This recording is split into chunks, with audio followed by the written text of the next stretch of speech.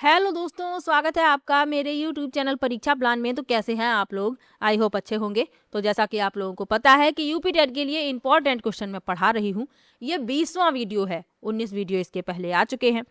यदि आपने वो वीडियो नहीं देखे हैं तो देख लीजिए। और ईवीएस के सभी प्रीवियस ईयर के क्वेश्चन भी मैं पढ़ा चुकी हूँ। लेकिन जिसने भी प्रीवियस ईयर के क्वेश्चन वाली वीडियो नहीं देख पाई है तो उनके लिए ये प्रैक्टिस वीडियो मैं लेकर आई थी। इसमें मैंने प्रीवियस ईयर के क्वेश्चन भी शामिल किए हैं।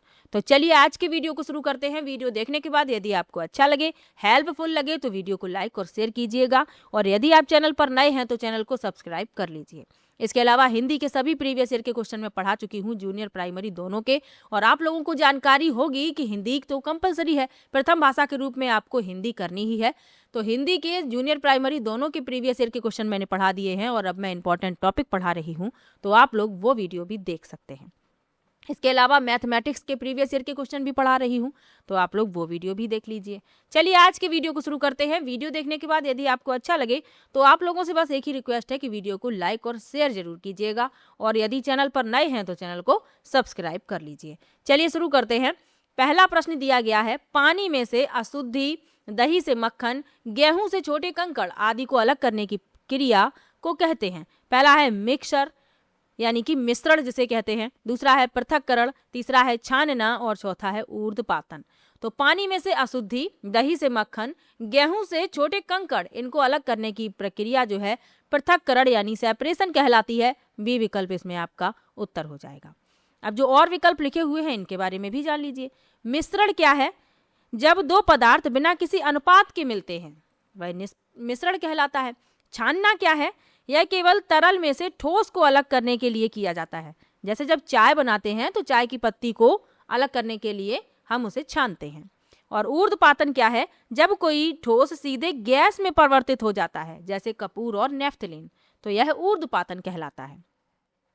इसमें आपका भी विकल्प सही है। चलिए आगे बढ़ते हैं। प्रथम कृत्रिम उपग्रह का नाम था। पहला है भास्कर, दूसरा है रोहिणी, दूसरा है आर्यभट्ट, तीसरा है रोहिणी और चौथा है एडुसेट।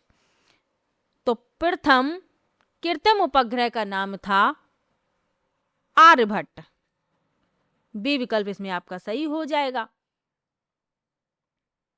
भारत ने अपना पहला कृत्रिम उपग्रह 19 अप्रैल 1975 को अंतरिक्ष में भेजा था।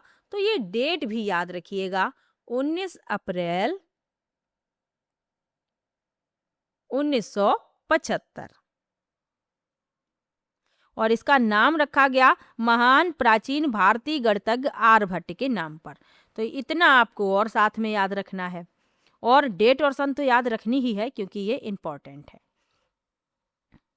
अब इसमें और विकल्प लिखे हुए हैं। भास्कर जो था, जो पहले नंबर पे विकल्प लिखा हुआ है भास्कर, यह दूसरा उपग्रह था। और ये कब भेजा गया? 1979 में। और रोहिणी जो है भारत के अपने रॉकेट से भेजा गया पहला उपग्रह था, अपने खुद के रॉकेट से।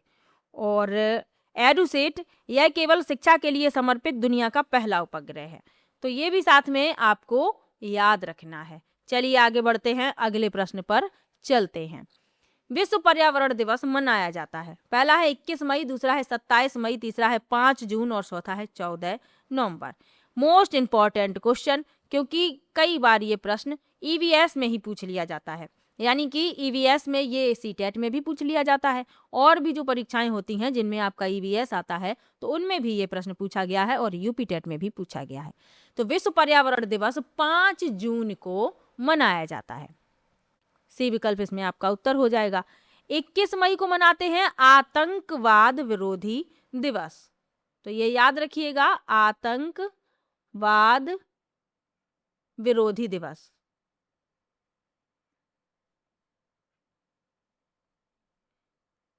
और 14 नवंबर को बाल दिवस मनाया जाता है। पंडित जवाहरलाल नेहरू की जयंती होती है इस दिन, जन्मदिन होता है उनका। तो उनके जन्म दिवस को बाल दिवस के रूप में मनाया जाता है। चलिए आगे बढ़ते हैं, अगले प्रश्न पर चलते हैं। जलीय जंतुओं में श्वसन होता है। पहला है फेफड़ों द्वारा, दूसरा है पुस्तक फुफ्फुस द्वारा, तीसरा है वायु कोष द्वारा और चौथा है गलफड़ों द्वारा। तो जलीय जंतुओं में जो श्वसन होता है ये गलफड़ों द्वारा होता है, गिल्स द्वारा होता है। डी विकल्प इसमें आपका उत्तर हो जाएगा। फेफड़ों द्वारा श्वसन मनुष्य में, जानवरों में और व्हेल मछली में होता है। और पुस्तक फुफ्फुस यह मकड़ी और बिच्छू जैसे जीवों में होता है। और वायु कोष जो है यह मछली को पानी में ऊपर नीचे तैरने में मदद करते हैं। तो ये भी साथ में याद रखना है, डी विकल्प इसमें आपका उत्तर है। अगला प्रश्न है, राष्ट्रीय झंडे के बारे में निम्न कथनों पर सावधानी पूर्वक अवलोकन कीजिए। लिखा है, सबसे ऊपर केसरिया रंग त्याग एवं बलिदान का प्रतीक है।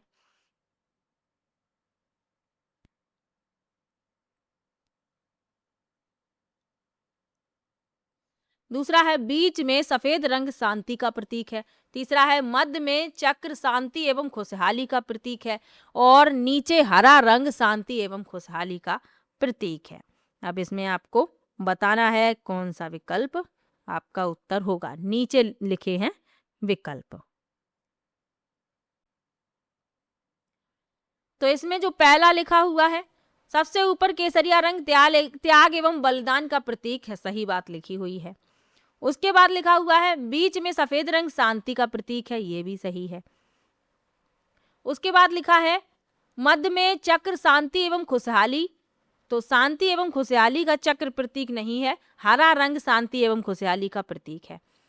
तो इसमें जो आपका उत्तर होगा 1, 2, 4 सत्य है लेकिन 3 गलत है, तो सी विकल्प इसमें आपका उत्तर हो जाएगा। क्योंकि बीच में जो चक्र बना हुआ है ये शांति और खुशहाली का नहीं बल्कि न्याय और प्रगति का प्रतीक है। तो ये आपको याद रखना है। पहला, दूसरा, चौथा सही है, तीसरा गलत है, सी विकल्प उत्तर हो जाएगा। चलिए आगे बढ़ते हैं। वातावरण के अनुरूप पौधों एवं जंतुओं में पाए जाने वाले शारीरिक लक्षणों को कहते हैं। पहला है अनुकूलन, दूसरा है परिजीविता, तीसरा है रूपांतरण और चौथा है इनमें से सभी।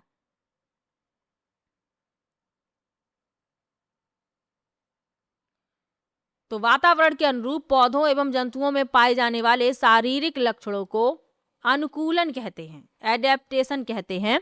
ए विकल्प इसमें आपका उत्तर हो जाएगा। परिजीविता क्या है? जब कोई जीव दूसरे के शरीर पर रहकर उसे नुकसान पहुंचाए बिना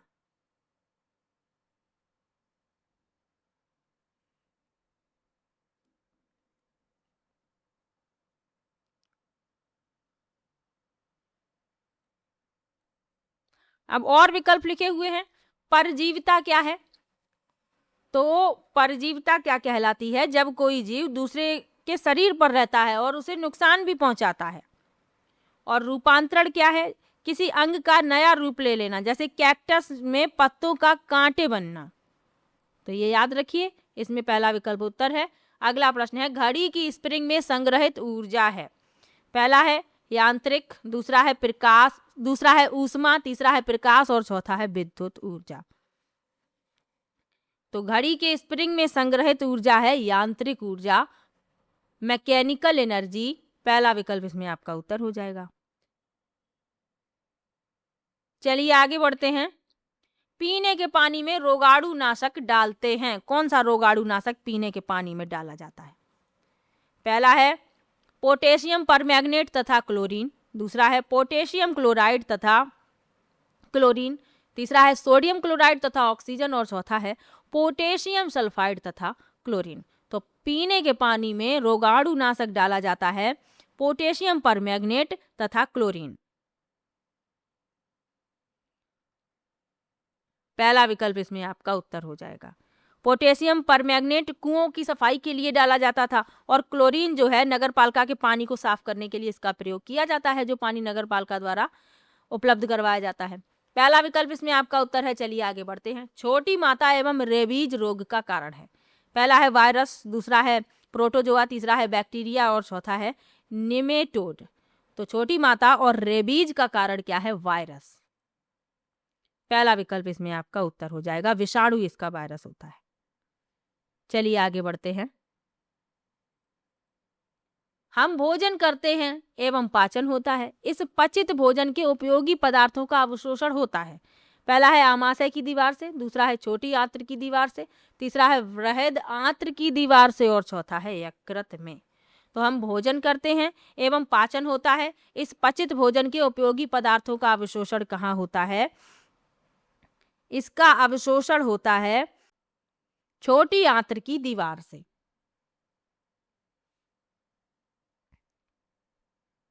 बी विकल्प इसमें आपका उत्तर हो जाएगा।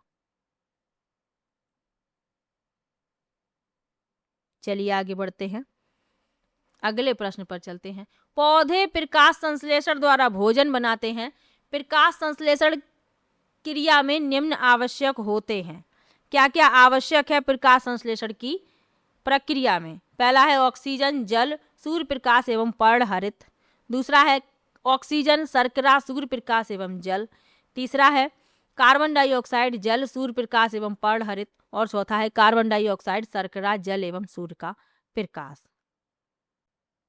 तो पौधे प्रकाश संश्लेषण द्वारा भोजन बनाते हैं और प्रकाश संश्लेषण की क्रिया में क्या आवश्यक है? कार्बन डाइऑक्साइड, जल, सूर्य का प्रकाश एवं पर्णहरित।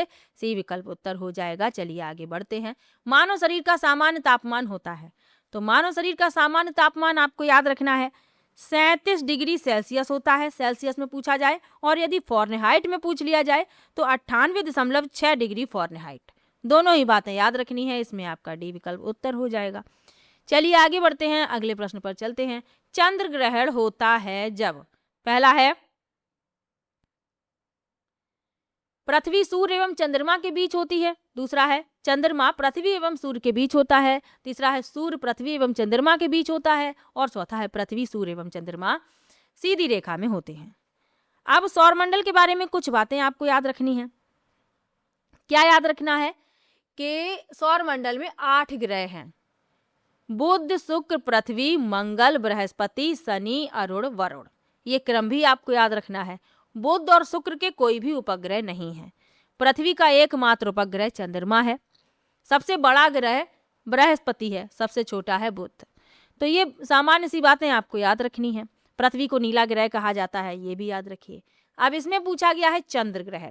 तो चंद्र ग्रहण होता है हमेशा पूर्णिमा के दिन, और सूर्य ग्रहण पूछ लिया जाए तो वो अमावस्या के दिन होता है।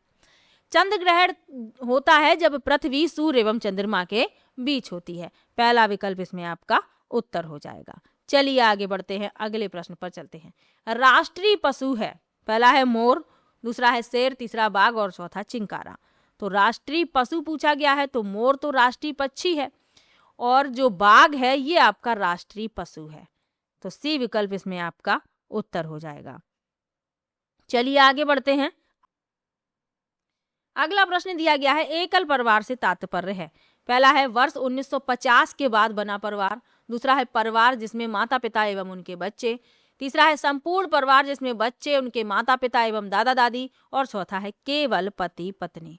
तो एकल परिवार से क्या तात्पर्य है कि वह परिवार जिसमें माता पिता और उनके बच्चे रहते हैं। बी विकल्प इसमें सही हो जाएगा। अब संयुक्त परिवार में क्या होता है? संयुक्त परिवार में बच्चे, उनके माता पिता एवं उनके दादा दादी, यानी बच्चों के दादा दादी भी साथ में रहते हैं। तो ऐसा परिवार कहलाता है संयुक्त परिवार। चाचा भी हो सकते हैं उसमें, चाचा चाची उनके बच्चे, ताऊ ताई उनके बच्चे। तो इस प्रकार से जो परिवार होता है वह संयुक्त परिवार कहलाता है। इसमें एकल पूछा गया था, बी विकल्प उत्तर हो जाएगा। चलिए आगे बढ़ते हैं। तंबाकू की आदत किससे होती है? पहला है कोकीन, दूसरा है कैफीन, तीसरा है निकोटीन और चौथा है हिस्टामिन। तो तंबाकू की आदत किससे होती है? निकोटीन से। सी विकल्प इसमें आपका उत्तर हो जाएगा। यह एक उत्तेजक पदार्थ है जो लत लगा देता है। और विकल्प लिखे हुए हैं। कोकीन जो है यह एक अवैध ड्रग है जो कोका के पौधे से मिलता है। कैफीन जो है चाय और कॉफी में पाया जाता है। और हिस्टामिन जो है शरीर में एलर्जी होने पर निकलता है। तो ये भी साथ में याद रखना है। चलिए आगे बढ़ते हैं। ठगी एवं अनुचित व्यापारिक व्यवहार होने पर हमें शिकायत करनी चाहिए। पहला है उपभोक्ता संरक्षण मंच को, दूसरा है जिला मुख्यालय को, तीसरा है तहसील को और चौथा है ग्राम पंचायत को। तो ठगी होने पर शिकायत कहाँ पर करनी चाहिए? ठगी अथवा अनुचित व्यापारिक व्यवहार होने पर उपभोक्ता संरक्षण मंच को शिकायत करनी चाहिए। चलिए आगे बढ़ते हैं। एटीएम का पूरा नाम है।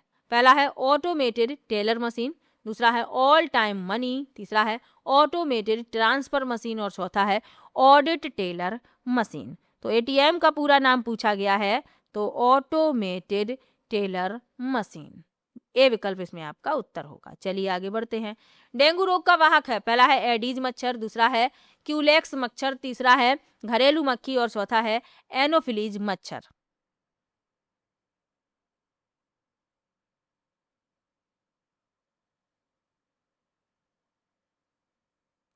तो डेंगू रोग का वाहक कौन है? एडीज मच्छर, पहला विकल्प इसमें आपका उत्तर हो जाएगा और यह दिन में काटता है। एनाफिलीज मच्छर जो है ये मलेरिया का वाहक है और क्यूलेक्स मच्छर ये जापानी इंसेफेलाइटिस जैसी बीमारियां फैलाता है और घरेलू मक्खी हैजा फैलाती है, तो ये भी याद रखिए। चलिए आगे बढ़ते हैं। मनुष्य के शरीर की जैव रासायनिक प्रयोगशाला है, पहला है आमाशय, दूसरा है यकृत, तीसरा है आंत्र और चौथा है वृक्क। तो मनुष्य के शरीर की जैव रासायनिक प्रयोगशाला है वह है आपका यकृत, बी विकल्प इसमें आपका उत्तर हो जाएगा। चलिए आगे बढ़ते हैं। पल्स पोलियो कार्यक्रम का उद्देश्य है, पहला है पोलियो का उपचार, दूसरा है पोलियो से उत्पन्न लकवा को रोकना, तीसरा है पोलियो का संपूर्ण उन्मूलन करना और चौथा विकल्प है इनमें से सभी।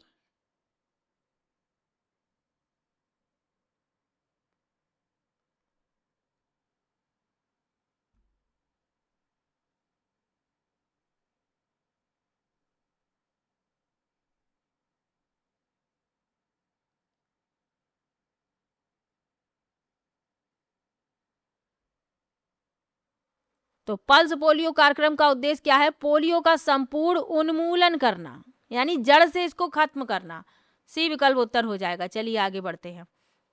कश्मीरी चौंगा कहलाता है, पहला है फिरन, दूसरा है अंगरखी, तीसरा है बुगतारी और चौथा है अचकन।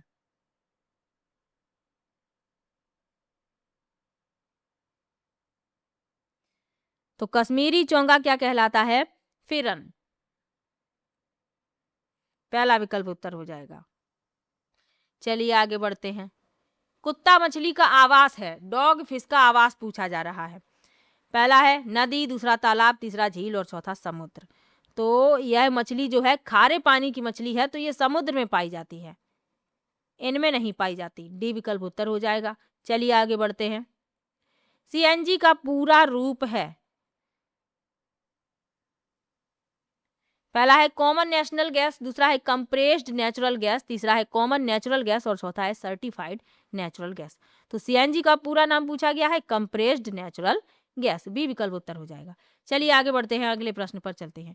वन्य जीव सप्ताह मनाया जाता है, पहला है 1 अक्टूबर से 7 अक्टूबर, दूसरा है 15 अक्टूबर से 21 अक्टूबर, तीसरा है 1 जून से 7 जून और चौथा है 15 जून से 21 जून।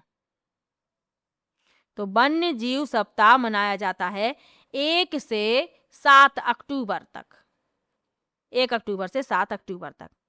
इसका उद्देश्य लोगों को जंगली जानवरों के संरक्षण और प्रकृति की रक्षा के प्रति जागरूक करना है।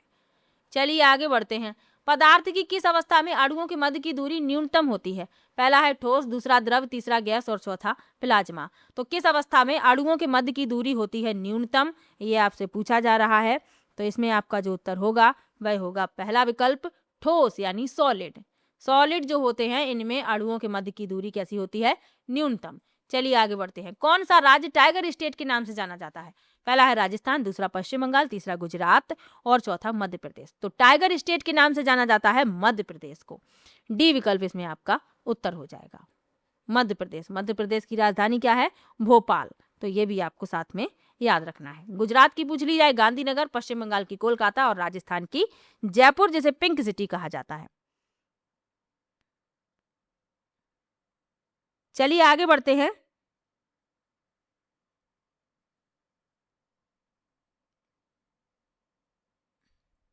निम्नलिखित में से किसका वेग अधिकतम है? पहला है हवा, दूसरा है जलधारा, तीसरा है ध्वनि और चौथा है प्रकाश। तो वेग अधिकतम होता है प्रकाश का, डी विकल्प उत्तर हो जाएगा। चलिए आगे बढ़ते हैं। सौर सेल द्वारा किस ऊर्जा को विद्युत ऊर्जा में बदला जाता है?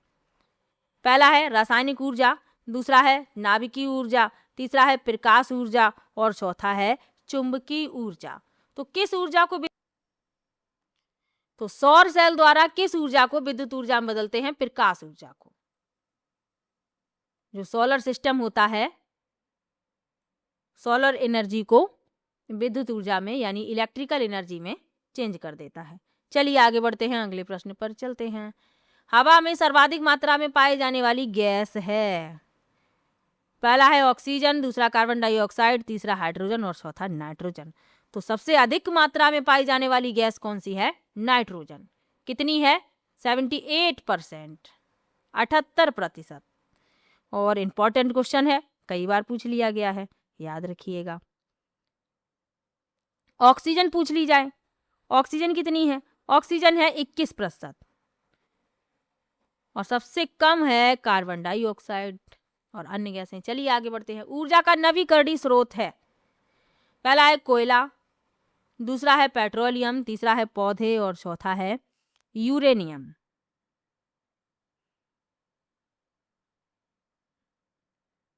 तो ऊर्जा का नवीकरणीय स्रोत पूछा गया है तो पौधे जो है नवीकरणीय स्रोत है। सी विकल्प उत्तर हो जाएगा,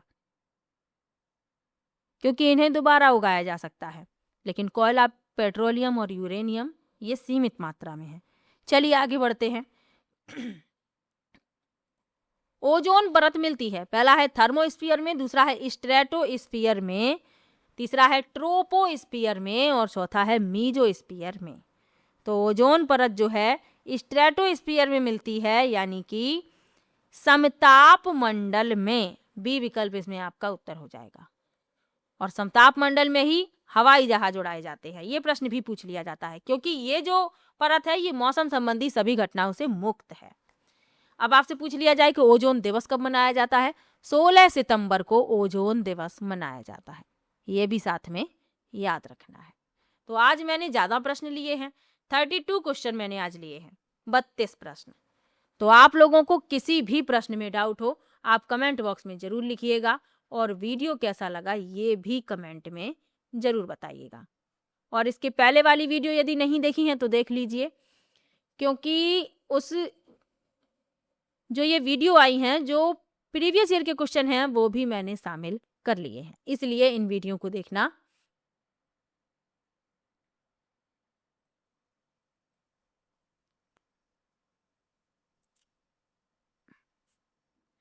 तो आज की वीडियो में मैंने लिए थे कुल 32 यानी कि 32 क्वेश्चन, 32 प्रश्न मैंने लिए थे।